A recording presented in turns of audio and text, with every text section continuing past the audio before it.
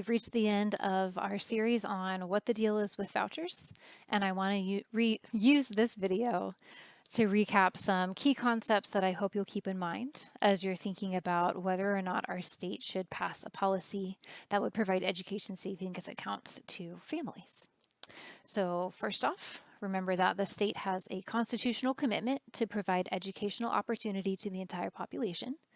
So whatever policies we pass need to result in a net benefit to our state and not just to a few individuals. Parent rights are really, really important. And this is an issue that is a matter of public interest as well.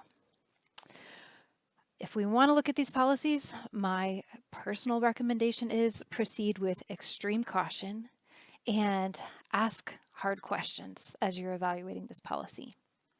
So the first big chunk of questions is, will this policy be good for the kids who use it? That means, do they have accessible options that they can reach with an ESA? And are those options as good or better as the schools they're leaving behind? Second chunk of questions. Will this policy also be good for public schools and the students that they will continue to serve?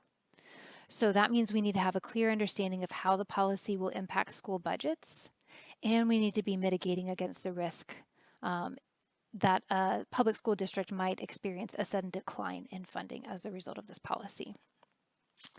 And then third big question, how will we know if this policy is working? So we want to look for whether the policy includes appropriate public accountability mechanisms for how public funds are spent, as well as the educational outcomes of the students who might participate in this program. With all these questions in mind, also consider Texas is an extremely large and complex state. A policy that might work well in some communities might be devastating in others, or just not have a significant impact at all and kind of be a waste of time and money. So you want to have a really clear idea of how this policy will play out specifically in our context, in all its variety of communities in this day and age. It's easy to point at studies that have looked at how policies have turned out in other places, but that doesn't mean we know what's going to happen here. And in the meantime, whether you want to support ESA policies or not, remember, you and I are part of the public in public schools. So there are a lot of things we can do besides push for vouchers to improve the quality of education that Texas students receive. So quick list of what some of those action items are. Support competent candidates for ed policy positions, folks who care about the system, want to strengthen and support it, and know what they're doing. Property taxes, feel free to complain about your bill. Feel free to protest it if you need to, but don't complain about the schools and the schools and students who will benefit from it. It's a really, really important funding mechanism for a really important public good. If you can, volunteer to tutor or mentor or assist a teacher in your local public school. They can use all hands on deck right now. Consider donating to your local public school foundation if it has one. Give it a little extra financial boost that can go out in the form of scholarships to students and grants to teachers.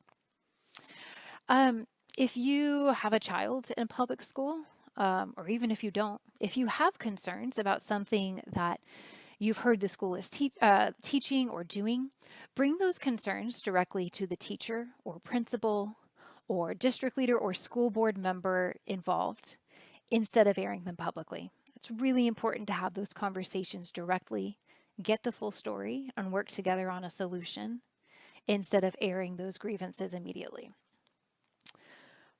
Speak supportively of public school teachers and leaders and students, because the things we say have a really real impact on how other people perceive the system and their willingness to support it. And we certainly don't, I mean, it's fair to have critique. I have critique as well, but let's be careful about the way that lands on like the actual human beings who are working in this system.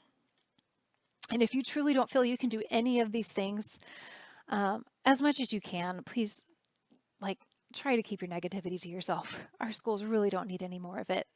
It's a hard time. It is a hard time to be working in public education, and we really just need all the support and positivity we can get. So I hope this series has been helpful. Hope someone's watched it. If you have questions or disagreements or another perspective to bring to the conversation, I would love to hear from you. In case you can't tell, Love talking about this stuff.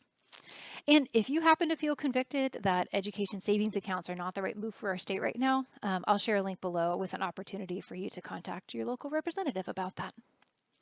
Thanks so much.